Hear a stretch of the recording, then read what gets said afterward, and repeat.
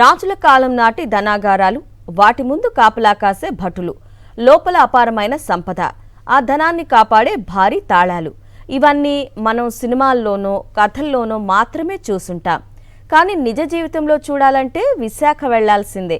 అవును, మీరు విన్నది నిజమే. అలాంటి రాజుల కాలం నాటి ఓ అరుదైన భారీ తాళం కప్ప ఇప్పుడు విశాఖ జిల్లాలో దర్శనమిస్తోంది.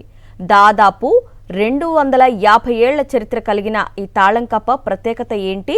అది విశాఖకు ఎలా చేరింది? అసలు రాజుల కాలంలో ధనాగారాలు ఎలా ఉండేవి? కోట్ల విలువైన సంపదను ఎలా భద్రపరిచేవారు? సాక్షి స్పెషల్ స్టోరీలో చూద్దాం. ఒక్కొక్కరికి అభిరుచి ఒక్కో రకంగా ఉంటుంది. కొందరు పుస్తకాలు సేకరిస్తారు, మరికొందరు పురాతన వస్తువులు, నాణ్యాలు సేకరిస్తారు. ఇంకొందరు చారిత్రక నేపథ్యం ఉన్న అరుదైన వస్తువులను సంపాదిస్తారు. వాటిని భవిష్యత్ తరాలకు పరిచయం చేయాలనే ఉద్దేశంతో భద్రపరుస్తూ ఉంటారు.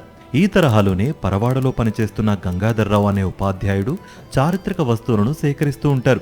పాత నాణ్యాలు, పురాతన వస్తువులు ఎక్కడ ఉన్నా వెతుక్కుంటూ వెళ్లి మరీ వాటిని సొంతం చేసుకుంటారు. ఈ క్రమంలోనే దాదాపు 250 ఏళ్ల క్రితం నాటి ఓ భారీ తాళం కప్పను రాజస్థాన్ వెళ్లి మరీ కొనుగోలు చేసి తీసుకొచ్చారు. తాళం కప్ప అంటే 5 లేదా 10 కిలోల బరువున్న సాధారణ తాళం కప్ప కాదు. రాజుల కాలంలో ధనాగారాలకు ఉపయోగించే 27.5 కిలోల బరువున్న భారీ తాళం కప్ప ఇది. 2.5 అడుగుల పొడవు, 2 అడుగుల వెడల్పు కలిగిన ఈ తాళం కప్ప ప్రత్యేకత ఏంటంటే ఇది ఒకే తాళంతో పనిచేయదట. ఒకేసారి 2 తాళాలను వినియోగిస్తేనే తెరుచుకుంటుందట. రాజుల కాలంలో ధనాగారాలను భద్రపరిచేందుకు ఇలాంటి తాళం కప్పలనే ఉపయోగించేవారు.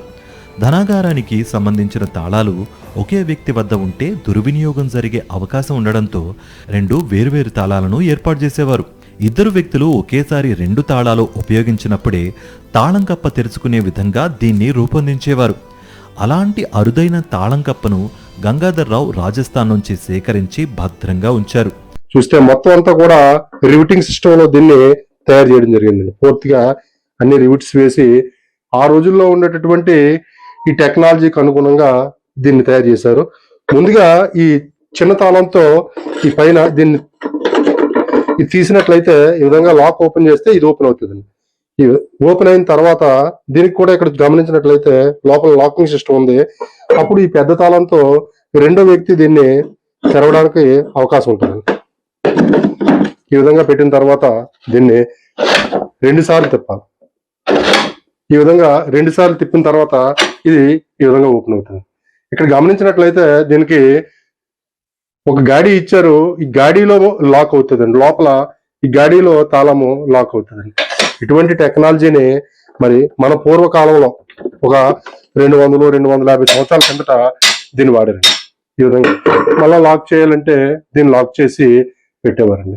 చారిత్రక వస్తువులనే కాకుండా ప్రపంచంలోని 206 దేశాలకు చెందిన కరెన్సీ నోట్లు, నాణ్యాలను కూడా గంగాధర్రావు సేకరించారు.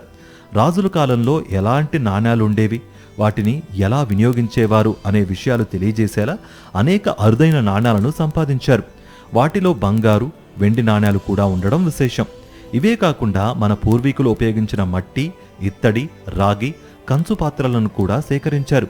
వాటి వినియోగం వల్ల ఆరోగ్యానికి కలిగే ప్రయోజనాల గురించి విద్యార్థులకు వివరిస్తూ ఉంటారు.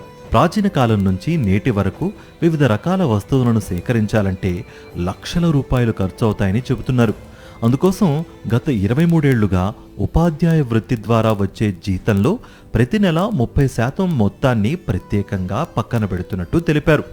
నేను మరి నా వ్యక్తిగతంగా ఉన్నటువంటి నా ఇంటి మ్యూజియంలో వస్తువులు సేకరించి విద్యార్థుల కోసం, అదేవిధంగా సందర్శకులు వచ్చినప్పుడు మన పూర్వీకుల చరిత్ర, మన గత తరాల చరిత్రను తెలియజేయాలనే ఉద్దేశంతో మరి గతంలో వాడినటువంటి పాత వస్తువులన్నీ కూడా నేను సేకరిస్తూ ఉంటాను. అందులో భాగంగా ఈ తాళం కప్పను కూడా నేను సేకరించాను. మరి ఈ తాళం కప్ప రాజస్థాన్ నుంచి సేకరించడం జరిగింది. ఇది చాలా పురాతనమైంది. రాజుల కాలంలో కోసాగారాలకు వేసినటువంటి తాళం కప్ప. తాను సేకరించిన అరుదైన వస్తువులు, నాణ్యాలు, చారిత్రక సంపదను భవిష్యత్తు తరాలకు అందుబాటులో ఉంచేందుకు పెద్ద మ్యూజియం ఏర్పాటు చేయడమే తన ముందున్న లక్ష్యమని గంగాధర్రావు చెబుతున్నారు. చరిత్రను పుస్తకాల్లో మాత్రమే కాకుండా ప్రత్యక్షంగా చూపించాలనే సంకల్పంతో ఆయన చేస్తున్న ఈ ప్రయత్నం అందరి ప్రశంసలు అందుకుంటోంది.